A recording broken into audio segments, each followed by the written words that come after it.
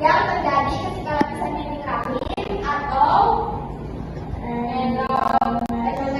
ya. Ini kelas berapa kan? Halo? Oh sinyal. Nah, jadi prosesnya itu menstruasi itu ketika si lapisan dinding rahim atau endometriumnya itu meluruh dan keluar melalui vagina dalam bentuk darah dan jaringan. Proses ini biasanya terjadi setiap bulan sebagai bagian dari siklus menstruasi yang rata-rata berlangsung selama 28 hari, meskipun biasa bervariasi antara 21 hingga 35 hari. Siklus menstruasi itu berarti siklus hari di luar menstruasi, hari di luar keluarnya darah. Jadi misalkan bulan sekarang tanggal 1 nih, kita tuh belum menstruasi, terus nanti kita tanggal 7 menstruasi. Nah, dari tanggal 7 sampai tanggal 14 itu masa menstruasi. Terus nanti dari tanggal 14 sampai tanggal 21 itu kita masa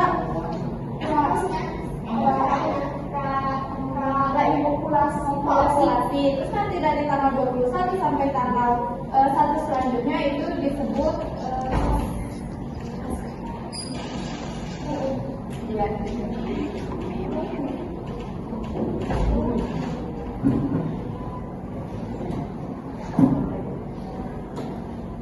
Nanti ada penyebab gangguannya. Ada yang tahu nggak gangguan menstruasi apa aja? penyebabnya. Enggak. Penyebab dari gangguan menstruasi itu gara-gara stres bisa, hormon kitanya tidak stabil juga bisa. Terus kalau misalkan lagi hamil, bahkan kita nggak bisa menstruasi ya. Terus berat badan yang kurang, berat badan yang naik turunnya drastis juga dapat mempengaruhi menstruasi. Kurang lebih seperti itu. Di sini teratur semua nggak menstruasinya? Ada yang kaya.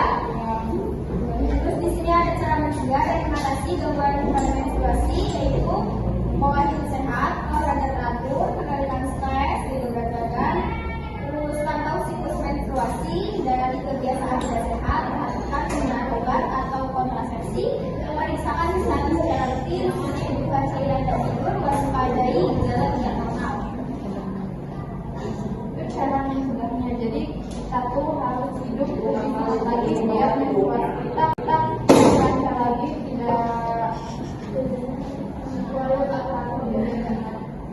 Nah, terus di sini juga ada beberapa gangguan menstruasinya. Yang pertama, tidak datang menstruasi atau amenorrhea. Jadi amenorrhea itu adalah keadaan di mana si seorang perempuan itu tidak mengalami menstruasi selama 3 bulan berturut-turut. Nah, itu disebutnya amenorrhea. Terus yang kedua ada darah menstruasi berlebihan atau menorragia. Jadi volume si darahnya itu berlebih lebih dari biasanya, itu disebutnya menorragia. Terus juga ada menstruasi. Nah, ini yang paling sering dirasakan sama kalian bukan juga di sana. Jadi dismenorrhea ini adalah kontraksi dinding rahim di mana kelemburan rahimnya itu tidak kambuh, yaitu tidak seimbang jadi sakit. Itu tuh bisa disebabkan karena beberapa faktor seperti yang sudah disebutkan tadi. Tapi itu bisa karena stres, terus hormon, sama pola makan juga itu yang terpenting sangat mempengaruhi dalam si dismenorrhea ini. Terus yang keempat ada menstruasi yang jarang, disebut oligomenorrhea. Nah, jadi oligomenorrhea ini adalah keadaan di mana si seorang perempuannya itu tidak mengalami menstruasinya itu kurang dari 9 kali dalam 1 tahun. Nah, biasanya kan kalau kita yang normal itu 1 bulan sekali kan, jadi berarti dalam 1 tahun itu 12 kali. Nah, sedangkan kalau orang yang mengalami oligomenorrhea ini kurang dari 9 kali dalam 1 tahun. Terus yang terakhir ada kumpulan gejala menjelang menstruasi atau premenstruasi.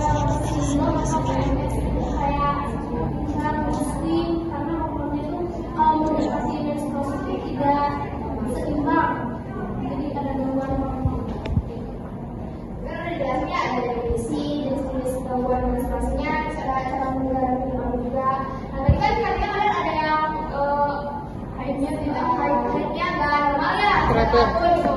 Barangkali ada yang mau tanyain atau kalian sama menstruasi itu apa sih atau yang tahu apa dari materi yang telah kami sampaikan itu? Boleh? Boleh.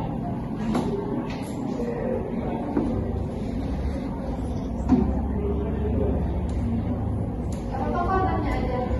Kalau misalkan kurang jelas.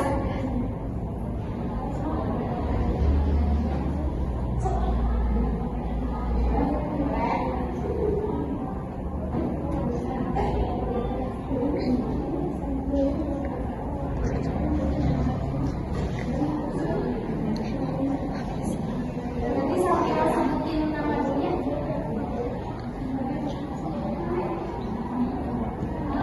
Boleh?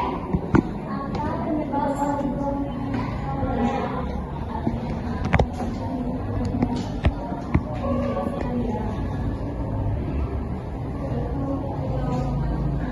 Kalau ada yang mau nanya. Apakah penyebab biasa bisa menyebabkan menstruasi tidak lancar? Bisa. Ada lagi? Kalau mau dijawab dulu ya. Oke. Yang pertama ya. Apa penyebab oligomenorrea?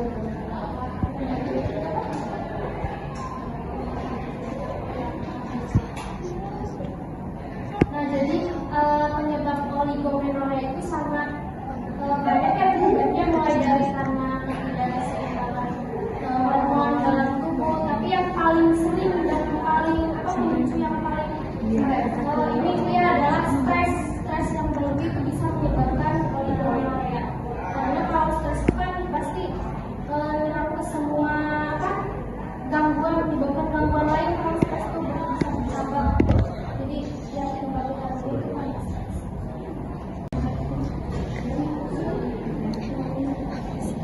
Nanti saya sebutin nama dulu ya.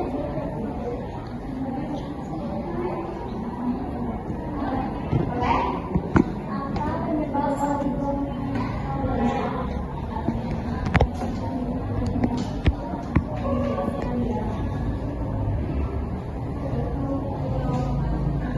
Kalau ada yang mau nanya.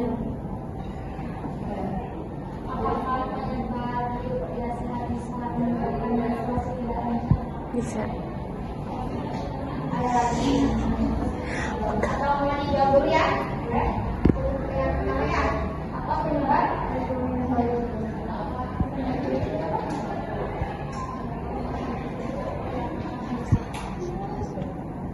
Nah, jadi penyebab oligomenorrea itu sangat banyak ya penyebabnya, mulai dari karena ketidakseimbangan hormon dalam tubuh, tapi yang paling sering dan paling pemicu yang paling ini dia adalah stres yang berlebih itu bisa menyebabkan oligomenorrea.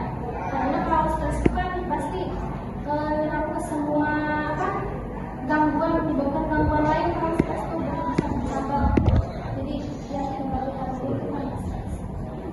Bisa juga karena efek obat. Misalkan kita lagi konsumsi obat apa, terus nanti kita dalam 1 bulan itu nggak haid, tapi yang selanjutnya haidnya banyak. Bisa begitu juga.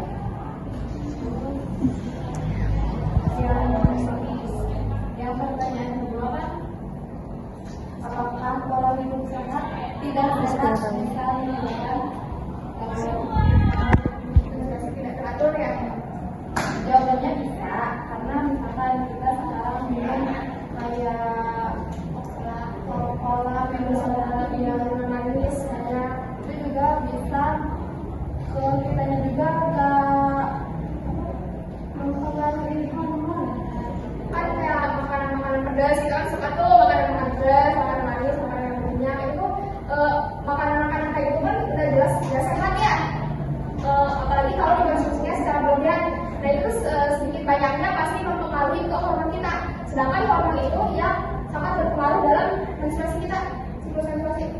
Kan kalau dari menstruasi itu dari apa? Ovum ya, keluar ovum. Kalau misalkan ovum, misalkan kita nih amit-amit ya, kalau misalkan aku ovumnya kebentuknya tuh nggak stabil, nggak sempurna, berarti kita tuh headnya kan pasti nggak teratur. Itu ovum kita bisa nggak stabil tuh gara-gara akunya sering makan alkohol, minum minuman yang nggak jelas, makanan yang junk food dan lain-lain itu juga bisa. Terus karena ditambah pikiran juga, terus ya stres, gaya hidup kitanya kayak mungkin aja enggak istirahat, nggak olahraga itu juga bisa mempengaruhi si pembentukan outcome yang tidak normal. Jawabannya jelas atau ada yang kurang jelas? Silahkan lagi. Sudah. Ada pertanyaan lain nggak? Cukup ya. Kita ada hadiah. Insya Allah, Kak.